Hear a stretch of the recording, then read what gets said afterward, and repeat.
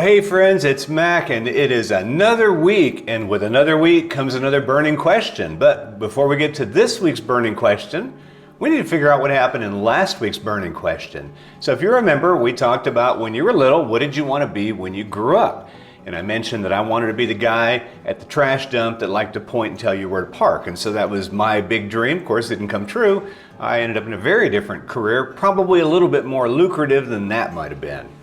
But as always, the inner circle responds, and I've got several of you that actually opted in to share this week what you wanted to be when you grew up. So I'm going to go ahead and read through some of those, and then we are going to draw off the deck and see what next week's burning question is going to be. All right, let's start with Phil. First time for Phil. Phil says, well, Mac, you can probably relate to this. Like little boys growing up with visions of being a hero, with 4 seconds on the clock, throwing a 50, no 60, no 90-yard touchdown pass for the Crimson Tide. The Crimson Tide? All right, well, I'll keep reading. It's your fantasy, not mine, huh? The Crimson Tide and winning the National Championship College Bowl while playing for Bear Bryant. Then I moved on to replace Johnny Unitas and win the Super Bowl the same way. Brings back memories. Then my 4th grade teacher asked me what I wanted to be, and I said a lawyer to help people and my bank account. So I guess a little of both, and Phil does neither of those things right now, but I will tell you, he definitely helps people. He's a great guy. All right, let's go on to our next one, and this is Christy, who is a regular contributor, and this is short. She says, hey Mac, I told people I wanted to be like my dad.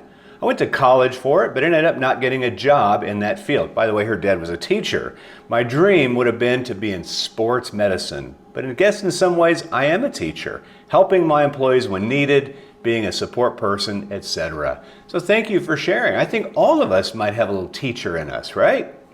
All right, let's see who's next. This is Dee, and of course Dee is always contributing.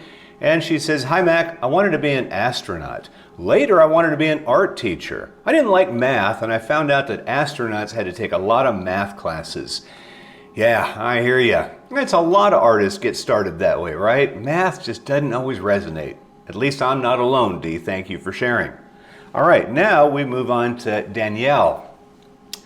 Let's see. She says, let's see, for me, I always wanted to be a veterinarian. I loved animals and even job shadowed for years at my local vet's office where I got to assist in surgery, shave the animals before surgery, clean up, go on calls, etc. I loved every minute of it.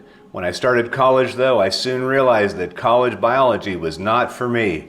I barely passed and it was terrible. So I tried many different majors and eventually fell in love with business and HR. So it's funny because you eventually wind up where you do. We're going to explore that here in just a second. Danielle, thank you for sharing. All right, next is Heather, and Heather's another regular contributor. Hey, look at this. Hi Mac, I always wanted to be a veterinarian when I grew up. I told anyone that would ask until the day our family dog was hit by a car. It's a sad one, by the way. I rode with my stepdad to take the dog to the vet right afterwards. Once we got our dog in the examining room, the smell of the room, the sight of the blood had me backing up to a wall and sliding down to the floor. I felt like I was going to pass out. It was then that I realized I would have to think of something else to be when I grew up. Yeah, well, better you discover it there than after vet school and spending a fortune, right? So, man, that'd be a tough way to get introduced to it. All right, Verlinda, another one. Every week we love hearing from you. Hey Mac, when I was growing up, I wanted to be either a teacher or a doctor. I love school, still do, and come from a medical family. My HR career involves teaching in a different way, and there are times I feel like a psychiatrist. And I imagine those of you in that field can resonate with that one as well. And then she says, going off to work to manage my pet peeves better. I hope we're all doing that. All right, last on our list this week is Susan, and Susan had actually written in before when we talked about, special teachers.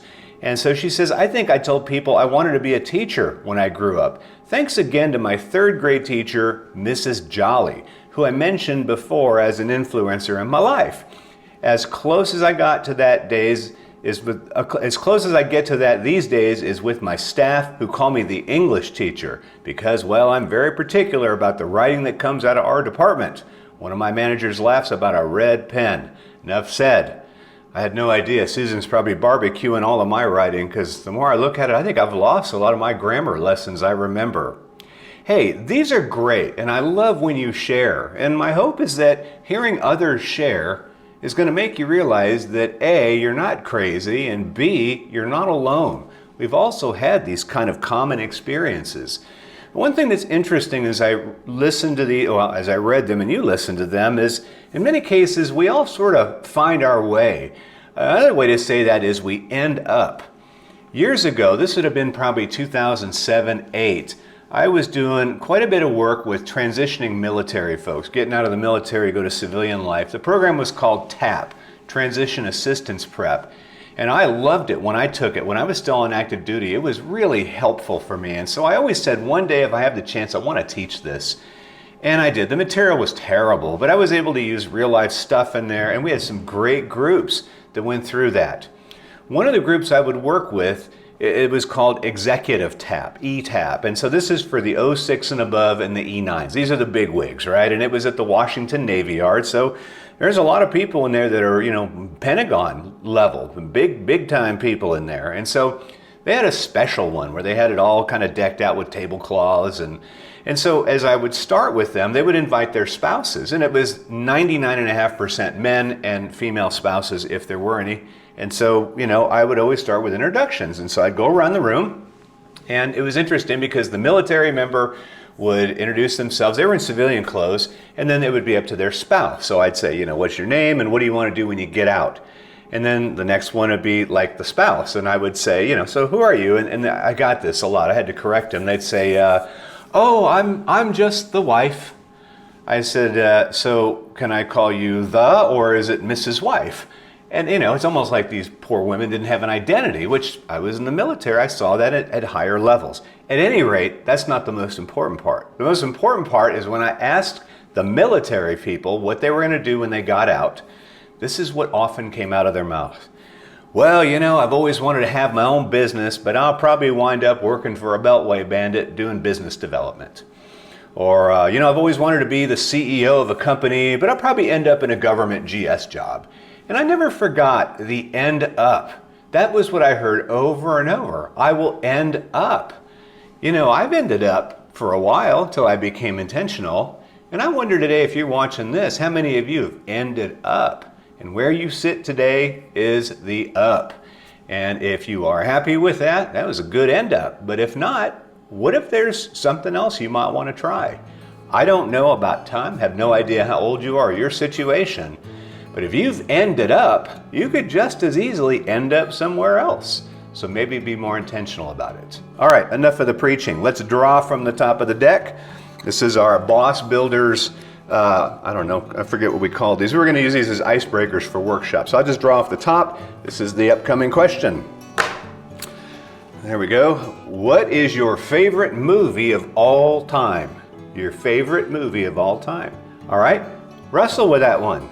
And I'll come back next week and we'll see what we got. Hey, have a great week. Thank you for being a member of the Inner Circle. If you're just stumbling on this video and you think, what's this Inner Circle thing? Go to thebossbuilders.com/Inner Circle. One word, find out, sign up, doesn't cost you nothing. Hey, have a great week. See you next week. Goodbye.